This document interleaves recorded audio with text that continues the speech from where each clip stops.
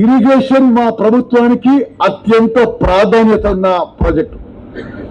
అదేవిధంగా నేను ఇక్కడి నుంచి ఎక్కడ పోతున్నా, మేడిగడ్డ బ్యారేజ్ పోతున్నా.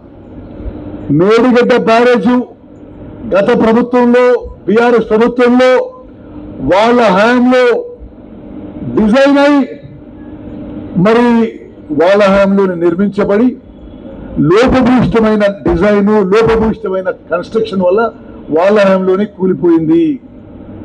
కానీ మేము దాన్ని రాజకీయం చేయడం లేదు.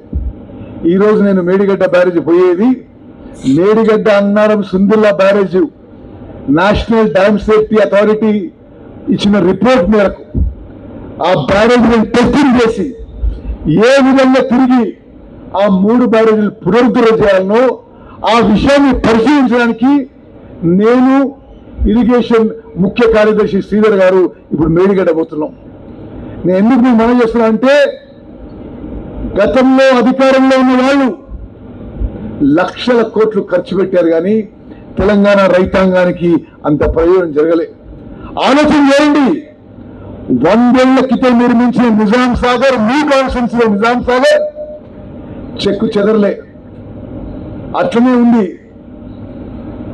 3, 4, 5 ఏళ్ల కింద నిర్మించిన కాళేశ్వరం ప్రాజెక్టు మేడిగడ్డ అన్నారం సుందిల్ల బ్యారేజ్ సంగతి ఏమైందో మేము అందరూ చూస్తున్నాం. గతంలో కాంగ్రెస్ హయాంలో నిర్మించిన, అంతకంటే ముందు నిర్మించిన నిజాం సాగర్ కానీ, ఎస్ఆర్ఎస్పి కానీ, నాగార్జున సాగర్ కానీ, జూరాల కానీ అన్ని ప్రాజెక్టులు గట్టిగా నిలబడ్డాయి. కానీ గత ప్రభుత్వంలో నిర్మించిన కాళేశ్వరం ప్రాజెక్టు యొక్క మేడిగడ్డ అన్నారం సుందిల్ల బ్యారేజ్ల గతి ఏమైందో, మరి కట్టిన కొన్నేళ్లకే ఏ విధంగా కూలిపోయినాయో దయచేసి అందరూ గమనించాలని చెప్పి మనం చేస్తాను. నేను మళ్ళీ చెప్తున్నా, వాళ్ళ హయాంలోనే డిజైన్ చేసిండ్రు, వాళ్ళ హయాంలో నిర్మించిండ్రు, వాళ్ళ హయాంలోనే కూలిపోయింది. చాలా స్పష్టంగా జాతీయ స్థాయిలో ఈ బ్యారేజ్లని పరిశీలన చేసిన అన్ని మరి పెద్ద పెద్ద ఇంజనీరింగ్ సంస్థలు కూడా అది డిజైన్లో, నిర్మాణంలో లోపభూయిష్టంగా ఉన్నందుకే faulty design, poor construction, poor maintenance వల్ల కూలిపోయిందని చెప్పి స్పష్టంగా చెప్పడం జరిగింది.